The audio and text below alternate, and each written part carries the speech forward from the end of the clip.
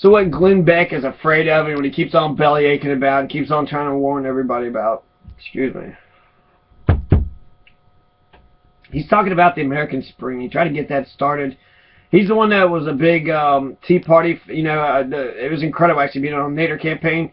We couldn't get the media to cover us, weren't diddly crap, but the Tea Party, Fox News was going to like empty places where the Tea Party was going to be, but they hadn't shown up, or they had already been there and they'd left. So they were showing empty parks, and that was the news that was being covered. And so basically the media can cover things whether they had the video footage of something outrageous or not. And so it was amazing to see sort of how Fox News actually created the Tea Party out thin air, right? Out of the new right. But the Glenn Beck, he's afraid of this sort of the socialist rebellion that's going to happen. That's you already see in sort of the tenets of with the Occupy movement. The reason why he's afraid of it is because the only historical event that compares to Occupy is the 1848 revolutions, the springtime of nations. Okay, so the 1848 revolutions was a huge turnout. Okay, so in order to understand Occupy, you have to understand the 1848 revolutions, and you do. People want to say Occupy, this has been the first time we've ever seen this. This is unprecedented.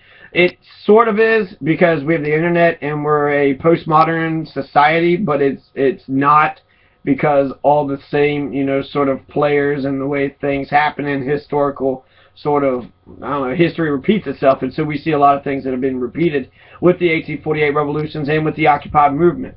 So there's a co-option, and then a lot of times there's a pushback by the counter-revolutionaries, and the revolution ends up losing. So the Tea Party was able to produce a lot of candidates who got power, but Occupy, what did they do? They changed the discussion, they changed the debate. So we're talking about economic, inequality. We're talking about class system, the rich versus the poor, who's who, and so we've opened up the debate with that. But in terms of actual real structural change, institutional change, we've changed nothing and very little. We haven't got any candidates, so the Tea Party has actually beaten us when it comes to getting power. And so Occupy hasn't accomplished any. So we're seeing a lot of the similarities. So I think that's why it's important to understand the 1848 revolutions, because there's a lot of important compare and contrast them. And I think it's also an important conversation just to have in general about what revolutions are. My revolution has expanded to peaceful revolutions, leadership, and constitution. So you know exactly where I stand. But when Sarah Palin calls for revolution, when she has a target on one of the Congress people and they wind up getting shot, is that the revolution she had in mind? And so I think you need to, when people say revolution, you need to get a clear answer of what they mean. When they talk about the Second Amendment remedies, they're talking about violent revolution. That's what they're talking about. And we should take, people pretty serious, especially when they're talking about using violence in order to achieve political ends, the very definition of terrorism. So, okay, everybody's had a revolution. I couldn't think if Canada had a revolution? I don't know. So that's what Glenn Beck is afraid of, that the 1848 revolutions is going to happen again. What caused the 1848 revolutions? Well, quite simply, Karl Marx wrote the Communist Manifesto. The printing press was around. They distributed it massively, and all these poor serfs and poor people was pissed off about all the oppression that they were getting, and so they simultaneously, in lots of different nations, rose up in rebellion against their nation-state oppressors, but wound up getting crushed. And they got crushed for many reasons, and they wound up losing, but a lot of changes happened after this. A lot of people moved to America because they had lost the 1848. So we got a lot of sort of exiled revolutionaries. So that was a good thing with America, but that's a lot of the labor strikes and the, I guess, the sort of violent altercations between the working class and the industrialists of the late 1800s in America has a lot to do with the Bohemians and the Germans and the Austrians coming in, because with their wild, radical, socialist ideas, they were reading things off the press. They were, paying attention to politics, and they come to America to get their own land because they didn't want to be slaves. They wanted to have freedom. They were the springtime of nations, they call it that, because that's when the German people started to become Germans, French started becoming French, and so they started rebelling, and they started being themselves, right? So the German people were like, wait a second, we're this and that, and so it's the springtime of nations, Afterwards, you get Otto von Bismarck, who unites all of Germany into one country. And so it's the springtime of nations. It's the beginning time of when these European countries started thinking themselves as their own individual selves, which is like fascinating for historians. But I'm not for sure if nation states actually interact each other as like sitcom characters. If you're going to have a sitcom character, I think you also need the corporate characters, the businessmen, the bankers, and I think you need an entire array of who actually holds the power. You got the puppets, who are the government, and so, but who controls those people? And why do they do the things that they do? When you look at the whole system, then that's when you actually start to not just, because I heard the top 100 economies, the top 50 of them are corporations. So that means this whole business of looking at the world map as nation states is ridiculous. We should be looking at the map in terms of, corporate control, corporate crawl. Everybody's worried about, suburban scrawl or crawl or whatever, rural, urban scrawl. I don't know. But they're not worried about corporate scrawl. Okay. So, yeah, French Revolution, I think, I don't know which one my favorite revolution is. I think the French Revolution clearly shows the Haitian Revolution shows a bigger divide, but the French Revolution did it so dramatically with the guillotine or the guillotine. And they brought the guillotine in, and then they chopped off the head. So they killed the tyrants. That ends the old regime, right? These tyrants were pretty bad people. They were, not only did they not care about the poor people, but they were trying to get other countries' armies to come invade France so they could save their monarchy and save their power. So they had no power. The people had turned on them, and then they reached to other countries and said, will you invade our country? I mean, that's treasonous. They're saying, why don't you invade the people so you can give them their power? So you can't do that. That's, they'll be known for losing their power in France, forever and ever. But here in Louisville, Kentucky, we will honor them, and in Louisiana, we will honor them forever and ever because they funded us and give us money in order to help fight our revolution. So when France had their revolution, we were nowhere to be found to help the revolutionaries for them or the Haitians. But when America had a revolution, the Haitian, the president, they helped, and then the French helped us immensely. Okay, we wouldn't have actually won without the French help.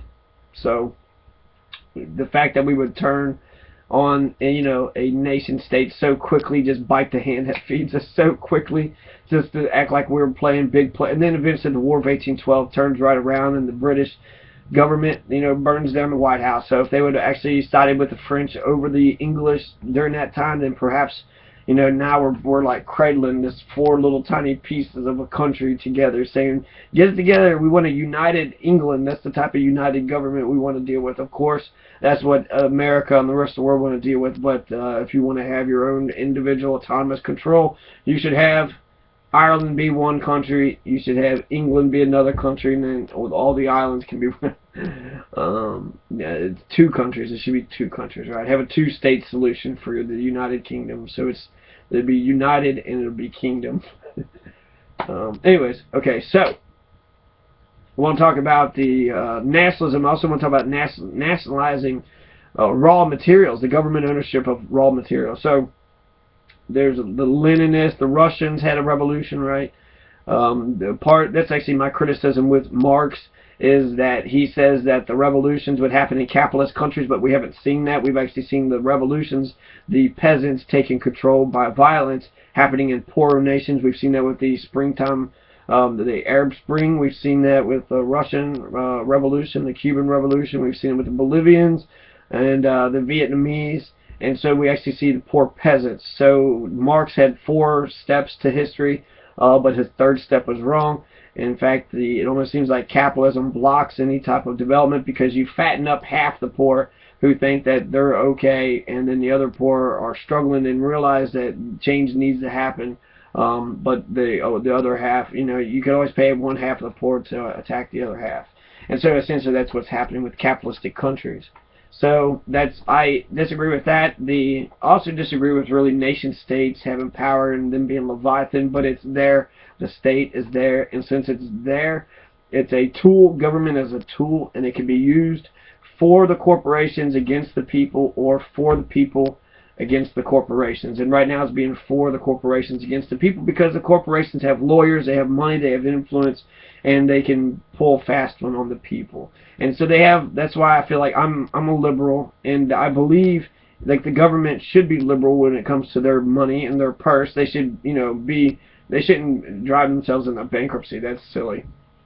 But we should be conservative with our personal and private wealth. But when it comes to the governments, we have so much money that we could spend on research and development, or just a guaranteed income. Just think about the economy, how much the economy would be driven if you give everybody $10,000 a year. Here's $10,000. Everybody would spend it. That would go to the economy. It'd be making more stuff. It'd be creating more jobs.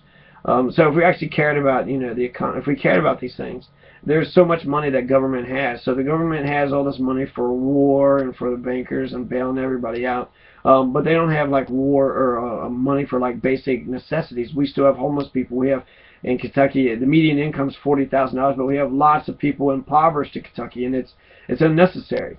And especially since I said legalizing marijuana would create billions, if not trillions, of dollars in income, so that would pull us up out of poverty. There's a sizable impoverished class in Kentucky, persistent, impoverished, and so there's also a middle class in Kentucky too. So, the poor people don't vote. You have to get the middle class people that do vote, who cares about the poor, to vote. That's who you got to get to vote for you if you want to get into office.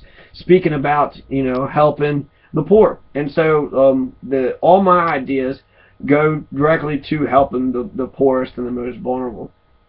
Guaranteed income, that gives you $10,000. You're guaranteed to live. The land reform, that gives you a piece of ground. So people want to sit there and say, "Oh, go get a job, you bum." If you don't have a piece of bread, I think it's morally acceptable to steal for that piece of bread. No, you cannot kill a person because they stole a piece of bread. They have to eat. They're on the street. Society's totally turned their back on them. They have to eat somehow. They have a right to preserve themselves. So therefore, we don't want that. We want people to be living and not taking people's bread from another. If we want to protect property, then we got to make sure everybody has at least bread, okay?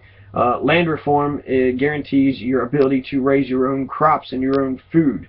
So people could say, it will get a job or whatever, or raise your own, garden, raise your own tomatoes, raise your own stuff, and be able to learn how to store this stuff for a long time, so that way you can, be like the grasshopper or the ant. Do you want to, store all this stuff throughout the winter? Or do you want to just, feast on other people's stuff? And you want to store your stuff that way that you can be able to survive and live through the winter time. So land reform would give you, the homeless people's complaining rights would be revoked. But that's because they would have a piece of dirt, and actually they could raise whatever it is that they actually want to raise on it. So land reform helps the poor. The nationalizing coal, we can make free electricity or just dirt cheap electricity. Coal is our resource.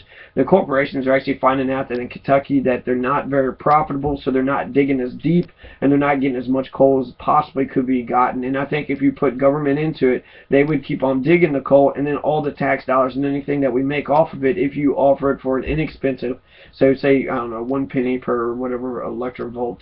And if you put 1 penny per electrovolt, then you could have another revenue stream that actually creates solar power, or I heard like the oxidization, or like you could get electricity from salt water somehow.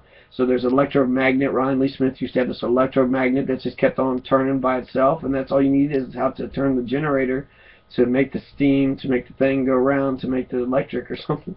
I don't know. How do you make electricity? How do you store that stuff? Energy is a hard question to answer. But in terms of nationalization of the, we take the idea is it's a dictatorship of the proletariat. So whenever the government takes over the oil fields or the coal fields or the land, then what they're saying is that we're taking the land over for the people, and then we're redistributing it for the people. We're taking the coal company over to have cheap electricity, and we're generating revenue from it, and we're controlling it ourselves, so that way these coal operators only want to make profits and want a ton of money. But what the government actually wants to take care of is make sure that you have your lights on. So if you want your lights to be on, if if there's a government job, you can unionize too, so there's better union protection. So if you want to keep the lights on, if you want to protect workers' rights, and you would be in favor of the nationalization of coal or of any of the raw materials, especially if it's governed effectively and right. No, you don't want to have a communist system that has farm collectives and we're all working and then we're all getting the same, small piece of bread. My philosophy is that you are guaranteed life. So you get the basic necessities of life. You get bread, water, shelter, clothing. And then once you get that, that's it. So you can live in America, the richest country in the world. But if you want to get higher than that, then you have to go out and you got to struggle and you got to compete and you got to, engage in the rat race. But I think you should be allowed to live in this country. So I'm 15 minutes.